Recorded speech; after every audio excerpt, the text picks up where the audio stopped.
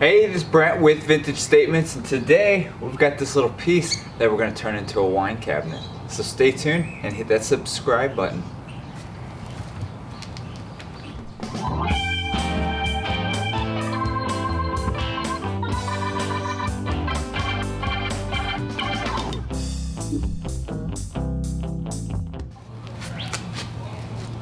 Alright, overall, really good condition for being in bulk trash on the side of the road.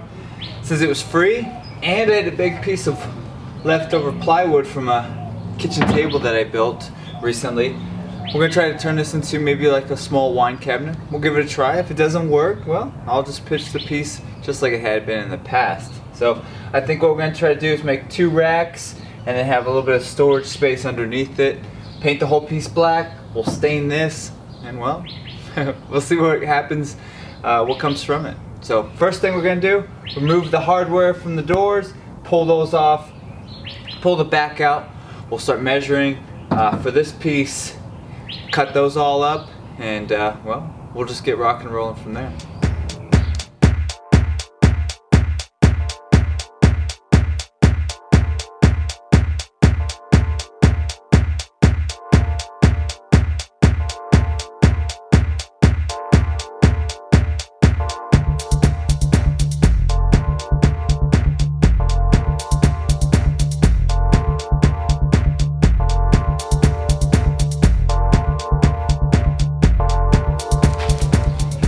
Alright, we got the doors off, the back off. The reason we took the back off is we got nice access. Instead of having to work around these pillars here, we got nice access to it. So what I'm going to do is just measure the width here on both here, make sure this thing's square. And then I'm going to cut the pieces of wood over here to this width. And then I'll cut that wood in half to create our stabilizers front and back here. So first, let's get all set up over here. We'll cut that wood real quick and we can keep moving forward, keeping you in the loop of what I'm doing. So let's get started.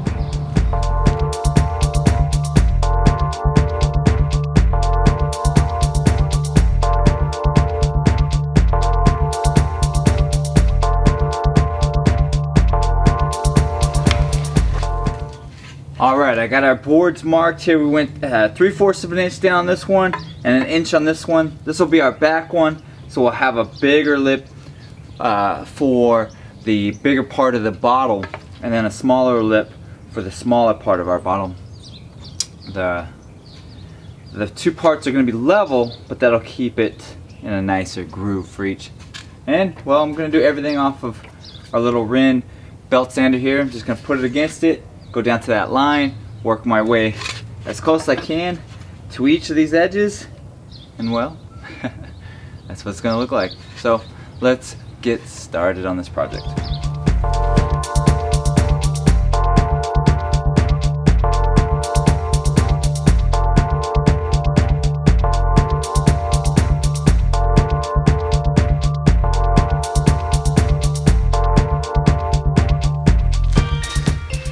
Alright, next we got to make our spacers from our front to our back.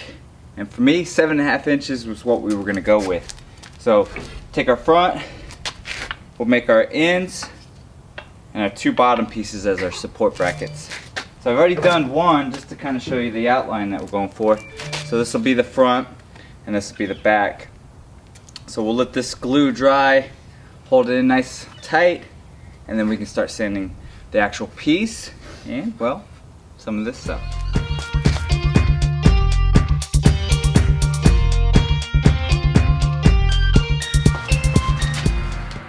Alright, so we've built those, we're letting them dry.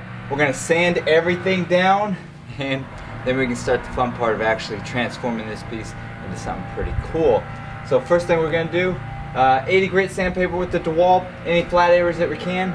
Then we'll come back, hand sand any of the curves or anything we can't get with the DeWalt.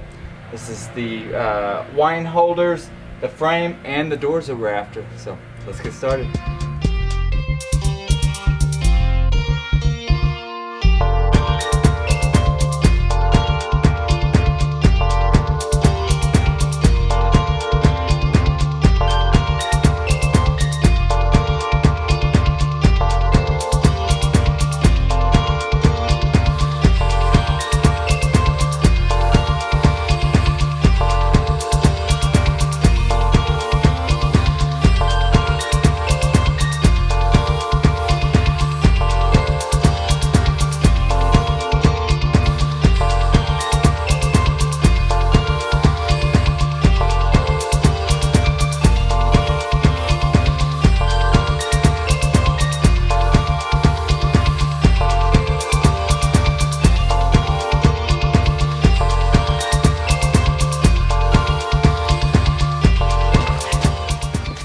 Alright, everything's built, everything has been sanded, and now we can start painting. So we're going to do both sides of the doors.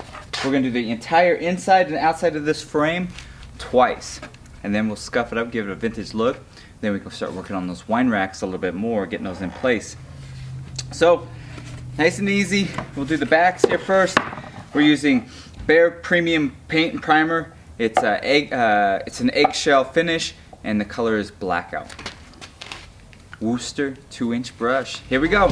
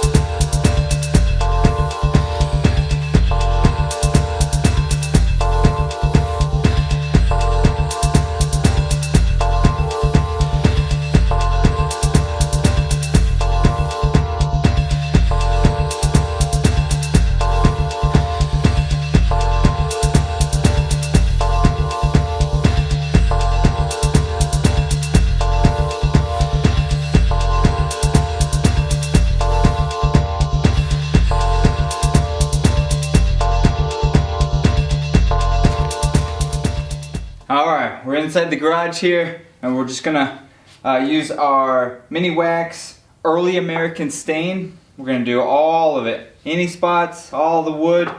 Now this is a red oak plywood, so it's nice quality, and so it'll absorb this stain real nice. Do all three, let it sunbake, and then we can start getting to the point where we can sand and start putting this piece back together. So let's get started.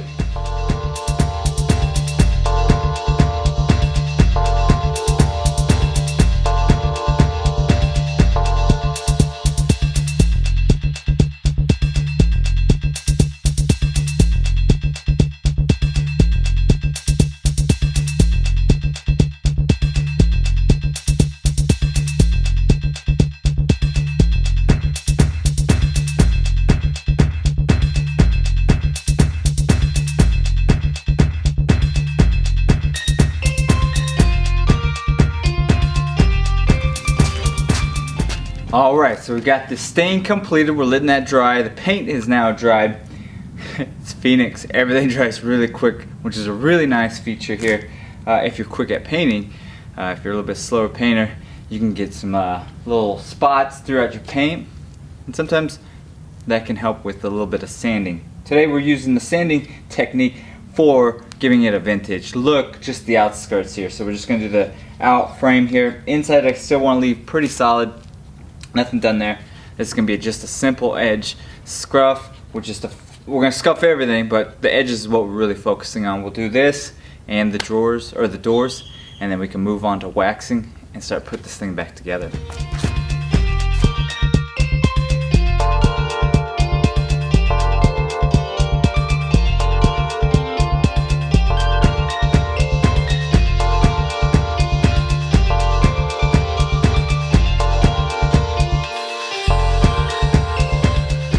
Alright, we're going to add our Varaythane finishing wax, natural. Just going to go over this entire piece, and well, then we can start putting those wine racks in, and you'll get to see the final product.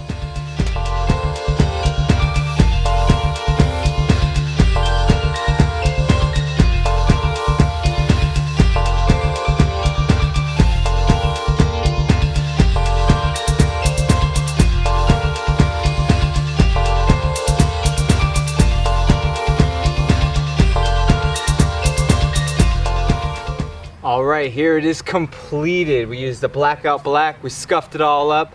It was a bulk trash item, so I got it for free. Had some extra red oak plywood laying around, and well, we were able to create a nice large wine cabinet for somebody.